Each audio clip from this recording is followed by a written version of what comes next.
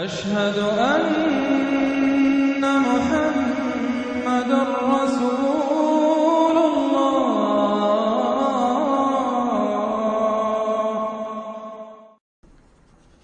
سورۃ الناس اب یہ آخری سورت ہے میرے نزدیک. یہ آخری گروپ جو ہے سورتوں کا جو سورہ ملک سے شروع ہوا ہے.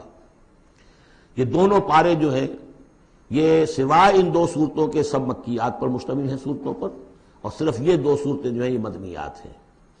اور ریسیپروکل نوٹ کر لیجئے، پہلا گروپ جو تھا اس میں مکی صورت صرف ایک تھی، سورہ فاتحہ، اور مدنی صورتیں 6.25 پارے پر پھیلی ہوئی، سورہ بقرہ، آل عمران، نساء اور مائدہ. اس کے بالکل برعکس ریسیپروکل نسبت یہاں ہے کہ یہاں پر یہ دو صورتیں ہیں چھوٹی چھوٹی، باقی دونوں پارے جو ہیں سب کی مکی صورتوں پر مشتمل ہیں. اور اس آخری صورت کا جوڑ مل جائے گا پہلی صورت کے ساتھ، یہ بھی میں آپ کو بتا دوں گا. بسم اللہ الرحمن الرحیم. قل اعوذ برب الناس، کہیے کہ میں پناہ میں آتا ہوں جو تمام انسانوں کا رب ہے اس کی پناہ میں.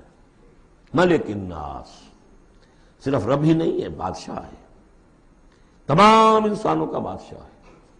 الہ الناس، تمام انسانوں کا معبود ہے. من شر الوسواس الخناس، اس وسوسہ کرنے والے خناس کی جو پیچھے چھپ جاتا ہے.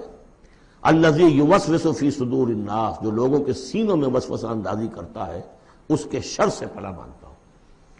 یہ جو شیطان لعین ہے جس کے بارے میں آتا ہے کہ ان الشیطان یجری من الانسان مجری الدم، حضور کی حدیث ہے یہ شیطان تو اس طریقے سے انسان کے وجود میں سرایت کر جاتا ہے جیسے کہ خون سرایت کر رہا ہے. یہ شیطان جو ہے، اور یہ آپ وہ بھی پڑھ چکے ہیں، وَلَقَدْ خَلَقْنَا الْإِنسَانَ وَنَعْلَمُ مَا تُوَسْوِسُ بِهِ نَفْسُهُ، ہم نے انسان کو بنایا، ہم جانتے ہیں کہ اس کا نفس امارہ جو ہے، اڈ اور لبیڈو، اس کو اندر کیا وسوسہ اندازی کرتا رہتا ہے. تو شیطان کو بھی کوئی اور اختیار حاصل نہیں ہے.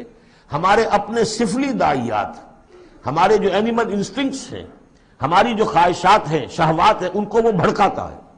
جس کے لیے حدیث میں آتا ہے کہ اس کی تھوتنی جو ہے وہ زمین جو وہ دل کے اوپر ٹکا کر پھونکے مارنی شروع کرتا ہے تاکہ وہ شہوت میں اشتعال پیدا ہو جائے اور سفلی جذبات میں اشتعال پیدا ہو جائے. اس کی اس کو اللہ تعالیٰ نے طاقت دی ہے. یہ ہے وسوسہ، وسواس الخناس. اور خناس کیوں کہا؟ اگر آپ ذکر کریں گے لا حول ولا قوت الا باللہ، فوراً بھاگ جائے گا. تو ذکر سے جب دل خالی ہوتا ہے، دل میں اگر اللہ کی یاد نہیں ہے تو شیطان آئے گا، تھوتنی ٹکائے گا اور پھونکے مارے گا. یہ چونکہ شیطان کی یہ ساری ترکیب انسان پر اثر انداز ہوتی ہے اس کے اپنے نفس کے وساطت سے، اندر سے، لہذا اس کے لیے یہ علیحدہ صورت جو ہے وہ قائم کر دی. قل اعوذ برب الناس ملک الناس الہ الناس من شر الوسواس الخناس الذی یوسوس فی صدور الناس من الجنۃ والناس. خواہ وہ جنوں میں سے ہوں یا انسانوں میں سے، ان میں وہ وسوسہ اندازی کرتا ہے. اب اس کو جوڑ لیجئے آپ پہلی صورت کے ساتھ. سورہ فاتحہ میں کیا ہے؟ الحمدللہ رب العالمین، قل اعوذ برب الناس، مالک یوم الدین، ملک الناس، ایاک نعبد و ایاک نستعین، الہ الناس. اس کے بعد کیا ہے؟ ہم آپ سے مدد چاہتے ہیں، اہدنا الصراط المستقیم. یہاں اس کے برعکس ہے، ہمیں اپنی پناہ میں لے لے. بات تو ایک ہی ہے، ہمیں سیدھی راہ کی ہدایت دے، ہمیں شیطان سے پروٹیکشن عطا کر دے. بات ایک ہی ہے، مضمون بالکل وہی سورہ فاتحہ کا. قل اعوذ برب الناس، الحمدللہ رب العالمین، الرحمن الرحیم، مالک یوم الدین، ملک الناس. اور معبود ہے ایاک نعبد و ایاک نستعین. اب ہم نے استعانت مانگی. اب استعانت، استعاذہ، یہ ایک ہی طرح کے الفاظ ہیں. مدد مانگنا، پناہ طلب کرنا، استغاثہ، استعانہ، استمداد، مدد مانگنا، استنصار، نصرت طلب کرنا، باب استفعال کے تمام الفاظ جمع کر دیجئے.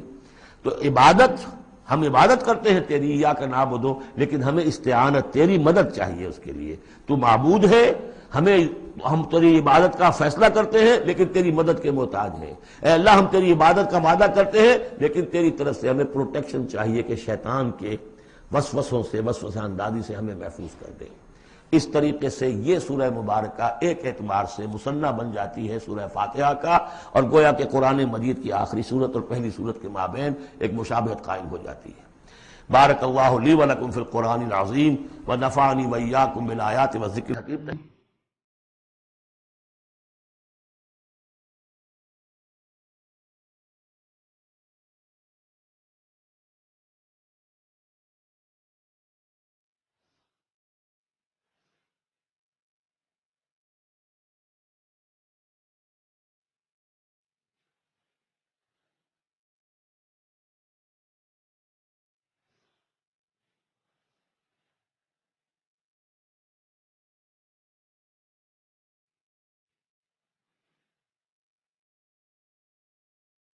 مولاي صل وسلم دائما